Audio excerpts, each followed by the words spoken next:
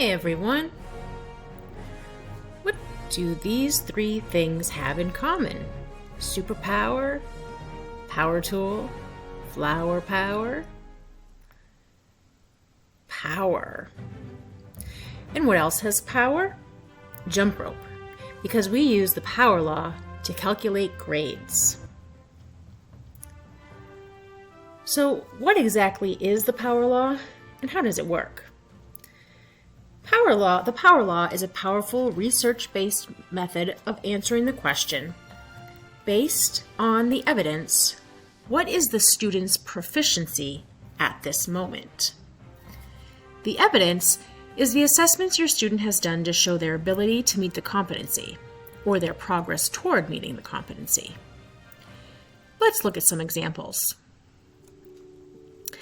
Abby, Ben, Claire, and Drew are 4 students in a 7th grade class.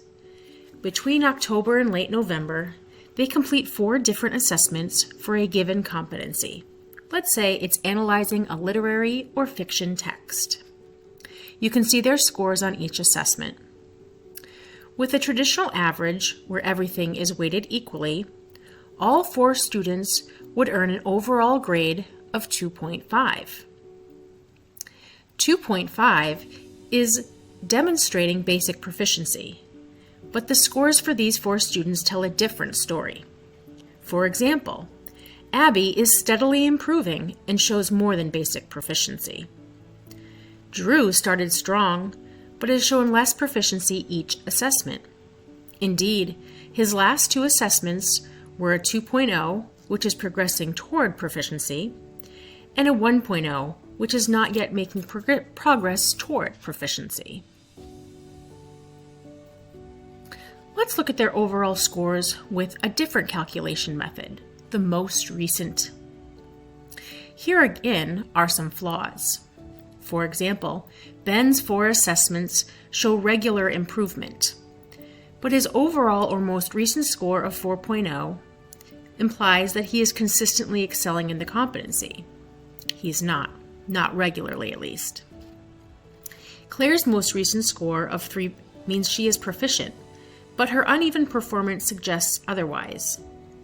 On her 3rd assessment, she wasn't even showing progress toward proficiency.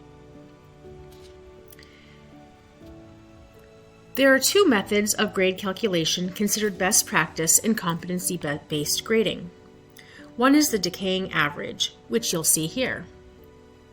With a decaying average, more recent assessments are automatically given more weight since students have had more time to practice and become proficient in the skills of a given competency. One drawback of a decaying average, however, is that one poor score late in the learning can skew a student's grade lower than is accurate. The power law is a combination of the decaying average while also looking at a student's trend in their learning based on what a student has earned on their assessments. In this case, Abby's scores show continuous improvement, 1, 2, 3, 4. Abby will likely demonstrate mastery on the next assessment. Ben's scores show irregular improvement. Ben will likely demonstrate proficiency, but not yet advanced proficiency on the next assessment. For Claire, her scores show very uneven performance. She will likely demonstrate that she is still progressing toward proficiency on the next assessment. And finally, for Drew, his scores show continuous decline. He will likely demonstrate a low level of achievement on the next assessment. So again, what is the power of the power law? First, it responds to growth and does not penalize students for low scores early in the learning process. At the same time, it is not as harsh as the most recent calculation and incorporates consistency and trends as opposed to just the most recent scores.